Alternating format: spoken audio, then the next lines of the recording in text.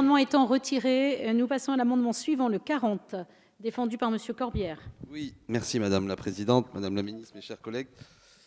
C'est un amendement qui veut ajouter l'optimisation fiscale aux malversations qui valent à un opérateur économique une interdiction de soumissionner au marché public de défense et de sécurité. Vous le savez, à l'heure actuelle, le non-respect des obligations fiscales qui incombent à un opérateur économique peuvent lui valoir d'être exclu d'un appel d'offres public. Considérant que toute tentative d'échapper à l'impôt constitue une atteinte immorale à l'intérêt général, il nous apparaît opportun d'interdire à un opérateur économique qui aurait pratiqué l'optimisation fiscale de soumissionner à des marchés de défense, de sécurité financés par l'argent public. Bien que nous restions opposés à l'esprit de l'article que vous présentez, nous sommes sensibles à l'idée que parfois des raisons impérieuses d'intérêt général puissent obliger l'État à faire appel à un opérateur économique qui se serait rendu coupable de fraude fiscale et sociale dans le cadre de l'attribution des marchés publics de défense et de sécurité. Néanmoins, selon nous, l'exemption d'interdiction de soumissionner pour ces opérateurs constituerait une incitation à la fraude et au non-respect des règles du droit général. Alors que faire? C'est pourquoi nous souhaitons qu'il soit effectivement possible de faire appel au service et à la compétence d'un opérateur condamné, à la condition préalable qu'il soit nationalisé. Ainsi, cette épée de Damoclès pourrait enjoindre les opérateurs à respecter la loi et leurs obligations, tout en laissant ouverte, tout en laissant ouverte la possibilité de faire appel à eux dans une situation d'extrême urgence où aucun autre opérateur ne sera en mesure de satisfaire les besoins de la commande publique. Nous sommes tous d'accord manifestement. Ah non, j'espère qu'il sera pas retiré quand même, qu'on aille jusqu'au bout du débat. Vous avez la parole, monsieur le rapporteur. Oh pardon, excusez-moi Madame la Présidente de l'avoir prise sans votre autorisation. Qu'est-ce que je vais pouvoir dire après ce brillant exposé sommaire, mais néanmoins brillant? Si je comprends bien votre intention, monsieur Alexis Corbière, une entreprise privée n'aurait pas le droit de faire de l'optimisation fiscale, ou même frauder fiscalement, c'est la loi. Mais par contre, une entreprise qu'on nationaliserait pourrait le faire, avec notre assentiment en plus. Donc c'est un peu douteux.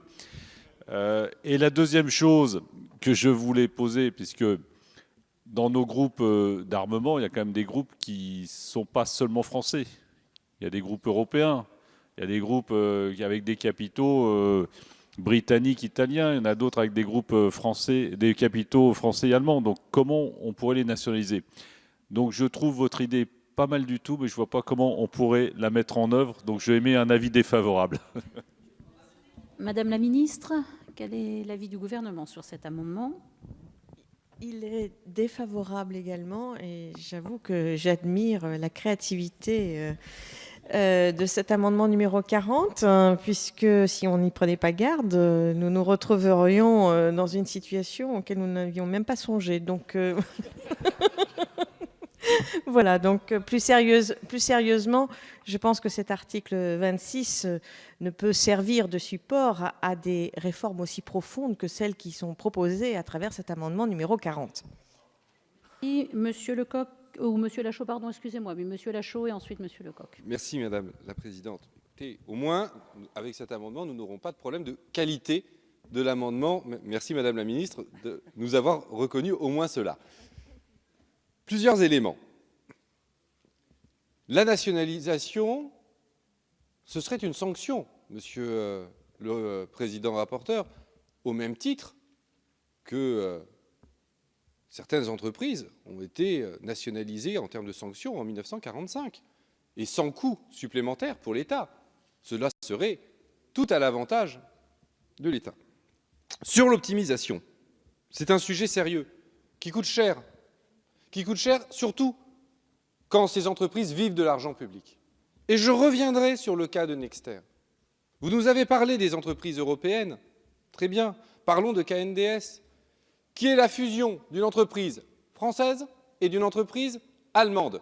Et où est le siège social de cette entreprise franco-allemande? Aux Pays-Bas. Ce même Pays-Bas que l'excellent commissaire européen Moscovici a qualifié de pays agressif fiscalement, bref, un paradis fiscal, disons les choses sans euphémisme. Donc, nous avons là une coentreprise franco-allemande qui va faire de l'optimisation fiscale aux Pays-Bas alors qu'elle vit des commandes publiques françaises et allemandes. Franchement, est-ce que cela est vraiment acceptable moralement? Je ne pense pas. Et je pense que c'est pour cela que vous avez jugé notre amendement intéressant.